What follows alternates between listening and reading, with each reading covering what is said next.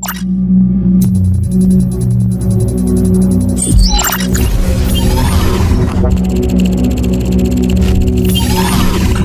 established.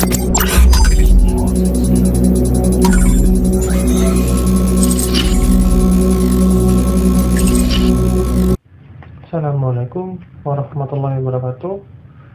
Saya akan mempresentasikan hasil tugas mata kuliah Ekonomi Bisnis dengan judul Kewirausahaan Bisnis Baru dan Kepemilikan Bisnis dengan dosen pengampu Dr. Nova Mardiana, SEMM. Oke, izin memperkenalkan diri. Nama saya Ismail Hakim dengan NPM 23250310004. Mahasiswa Pasca Sarjana Teknik Elektro Universitas Lampung, Angkatan 2023. Tujuan pembelajaran pada chapter 3 ini, yang pertama, mendefinisikan bisnis kecil, membahas arti penting bisnis ini menjadi perekonomian, dan menjelaskan tipe bisnis kecil apa yang mungkin berhasil. Yang kedua, menjelaskan kewirausahaan dan menjabarkan beberapa karakteristik kunci kepribadian, kewirausahaan, dan kegiatan kewirausahaan. Yang ketiga, menggambarkan rencana bisnis dan keputusan awal yang diambil oleh bisnis kecil, serta mengidentifikasikan sumber bantuan keuangan yang tersedia untuk perusahaan tersebut. Yang keempat, menjelaskan beberapa alasan utama menjadikan pertambahan bisnis baru dan mengidentifikasikan alasan utama keberhasilan dan kegagalan dalam bisnis kecil. Apa sebenarnya bisnis kecil itu? Bisnis kecil dioperasikan dan dimiliki secara independen serta tidak mendominasi pasarnya. Kontribusi dari bisnis kecil dapat diukur berdasarkan efeknya terhadap tiga aspek sistem ekonomi, yaitu yang pertama menciptakan lapangan kerja, yang kedua inovasi, yang ketiga arti pentingnya bagi bisnis besar. Bidang-bidang bisnis kecil yang populer, yang pertama jasa, yang kedua retail atau eceran, yang ketiga konstruksi, yang keempat transportasi, yang kelima perdagangan grosir, yang keenam keuangan dan asuransi, yang ketujuh manufacturing. Kewirausahaan adalah kemampuan dan kemauan seseorang untuk berisiko dengan menginvestasikan dan mempertaruhkan waktu, uang, dan usaha untuk memulai suatu perusahaan dan menjadikannya keberhasilan. Melalui upaya yang dijalankannya, yang bersangkutan merencanakan dan mengharapkan kompensasi dalam bentuk keuangan, yang di samping itu juga kepuasan. Bidang usaha atau perusahaan yang dibangun oleh seseorang dengan kepribadian tertentu atau kewirausahaan sebagai alternatif penyedia lapangan kerja minimal bagi si pemilik modal itu kita sebut wira swasta. Kewirausahaan atau wira swasta menunjukkan kepada pribadi tertentu yang secara kualitatif lebih dari kebanyakan manusia pada umumnya, yaitu pribadi yang memiliki kemampuan untuk yang pertama, berdiri di atas kekuatan sendiri, yang kedua, mengambil keputusan untuk diri sendiri, yang ketiga, menetapkan tujuan atas dasar pertimbangannya sendiri, yang keempat, mengambil resiko, yang kelima, tegas pengertian, yang keenam, memperhatikan lingkungan sosial untuk mencapai taraf hidup yang lebih baik bagi semua orang. Memulai dan menjalankan bisnis kecil. Ada 4 tahap. Yang pertama, memahami kompetensi khusus. Yang kedua, membuat rencana bisnis, memulai bisnis kecil, dan membiayai bisnis kecil. Pada tahapan pertama, memahami kompetensi khusus, itu ada 3 poin. Yang pertama, mengidentifikasi ceruk dalam pasar yang mapan. Yang kedua, mengidentifikasikan pasar baru. Yang ketiga, keunggulan pergerakan. Tahapan yang kedua, membuat rencana bisnis, ada 3 poin. Menetapkan tujuan dan sasaran. Yang kedua, meramalkan penjualan ke depan. Yang ketiga, merencanakan keuangan. Tahapan ketiga, memulai bisnis kecil, terdapat 3 poin. Membeli bisnis yang sudah ada. Yang kedua, wara laba. Yang ketiga, memulai dari nol. Tahapan keempat, membiayai bisnis kecil. Yang pertama, program pembiayaan SBA. Yang kedua, sumber pembiayaan lain. Dan keberhasilan dan kegagalan dalam usaha baru. Yang pertama, tren dalam bisnis kecil perintis. Bisnis kecil perintis mengikuti tren-tren tertentu dalam lingkungan bisnis. Ini bisa termasuk tren konsumen seperti pergerakan preferensi masyarakat terhadap produk atau layanan tertentu, atau tren industri seperti inovasi teknologi yang memungkinkan model bisnis baru. Yang kedua, peralihan dari bisnis besar. Beberapa individu atau kelompok mungkin memilih untuk meninggalkan bisnis besar dan memulai usaha kecil mereka sendiri.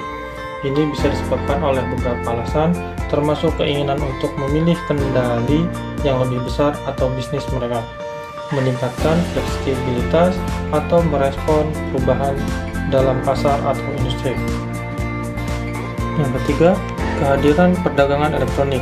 Kemajuan teknologi, terutama e-commerce, memungkinkan pelaku bisnis untuk menjangkau pasar global dengan biaya operasional yang lebih rendah dan peluang inovasi yang lebih besar. Yang keempat, bagi kaum minoritas dan kaum perempuan. Kesadaran akan inklusi telah membuka pintu bagi kaum minoritas dan perempuan untuk memulai bisnis mereka sendiri, didukung oleh program-program dukungan dan aspek dari sumber daya yang lebih baik. Yang kelima, peluang global. Teknologi komunikasi dan transportasi membuka peluang bagi bisnis kecil untuk memperluas jangkauan mereka secara global, memungkinkan aspek ke pasar baru dan potensi pendapatan yang lebih besar. Yang keenam, tingkat kelangsungan hidup bisnis yang lebih baik. Peningkatan pemahaman tentang manajemen bisnis, pemasaran, dan sumber daya manusia, serta aspek yang lebih besar terhadap pendanaan, telah meningkatkan tingkat kelangsungan hidup bisnis kecil. Sebab-sebab kegagalan dalam bisnis. Yang pertama, pengelolaan yang tidak kompeten dan tidak berpengalaman. Kegagalan bisa terjadi jika pengelola dan pemilik usaha tidak memiliki keterampilan, pengetahuan, atau pengalaman yang memadai dalam pengelolaan bisnis mereka. Ini dapat mengaruh pada pengambilan keputusan yang buruk, strategi yang tidak efektif, atau ketidakmampuan untuk menanggapi tantangan yang muncul. Yang kedua, kurang memberi perhatian. Jika pemilik bisnis kurang memperhatikan detail-detail penting dalam operasi bisnis mereka, seperti kebutuhan pelanggan, persaingan pasar, dan perubahan tren, ini dapat menyebabkan penurunan kualitas produk atau layanan, kehilangan pelanggan, dan akhirnya kegagalan bisnis.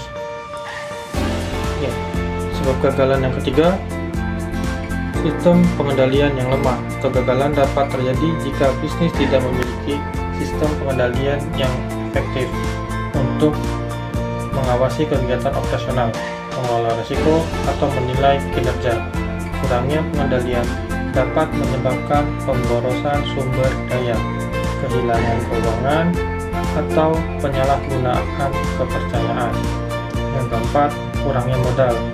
Salah satu alasan utama kegagalan bisnis adalah kurangnya modal dan sumber daya keuangan yang cukup untuk mendukung operasi dan pertumbuhan bisnis.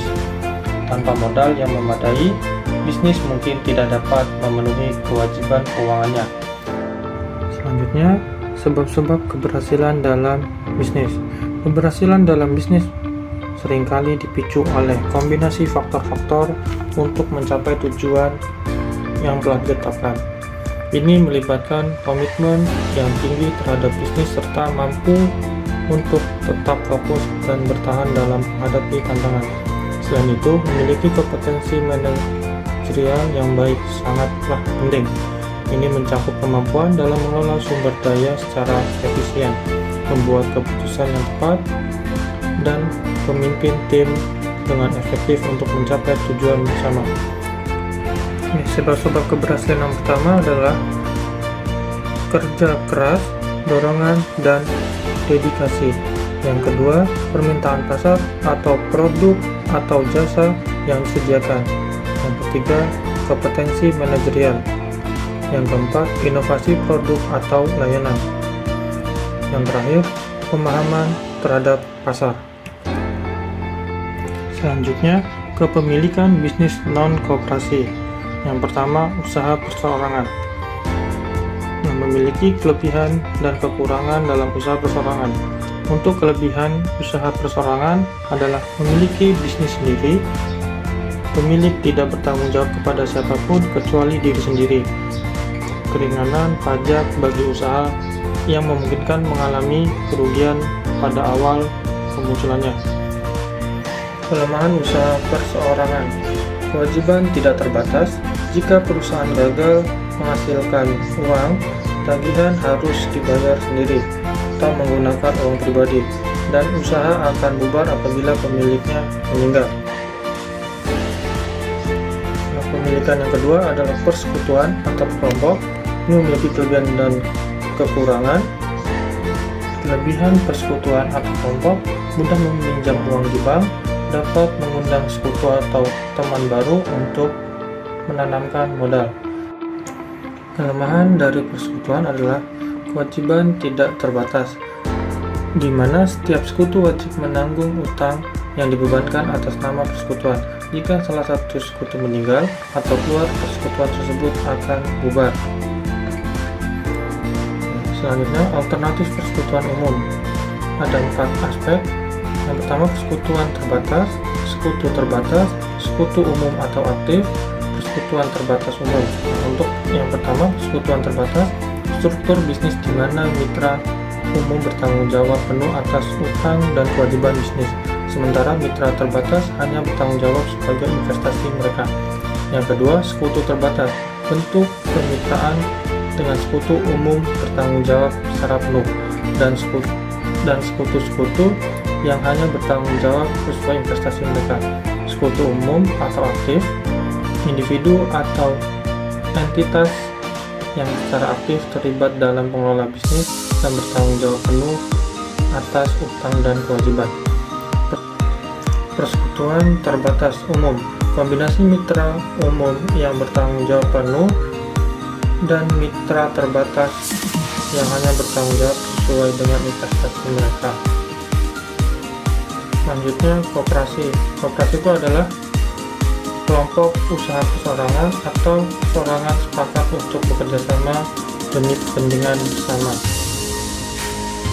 Nah, korporasi itu ada 2, kelemahan dan kelebihan. Nah, untuk kelebihan korporasi adalah bisa diambil alih meskipun bertentangan dengan keinginan para manajernya. Biaya pendirian koperasi diatur secara ketat oleh hukum, dan pendirian koperasi hanya memenuhi persyaratan hukum. Pajak yang rendah. Kelebihan korporasi: kewajiban terbatas, kepemilikan saham tidak dijual dan diwariskan. Jenis-jenis korporasi: yang pertama, korporasi tertutup atau privasi. Selanjutnya, korporasi publik. Selanjutnya, limit liability korporasi atau equity. Selanjutnya, C corporation. Selanjutnya, korporasi multinasional atau transnasional. Yang terakhir, korporasi profesional. Oke, cara mengelola korporasi: yang pertama, kepemilikan saham dan hak-hak pemegang saham. Selanjutnya, dewan direksi, pejabat korporasi, permasalahan khusus dan pemilikan korporasi. Selanjutnya, usaha, patungan, dan aliansi strategi. Selanjutnya, skema kepemilikan saham karyawan, kepemilikan lembaga. Sekian dari hasil penjelasan tentang kewirausahaan, bisnis baru, dan kepemilikan bisnis dengan mata kuliah ekonomi bisnis. Sekian, assalamualaikum warahmatullahi wabarakatuh.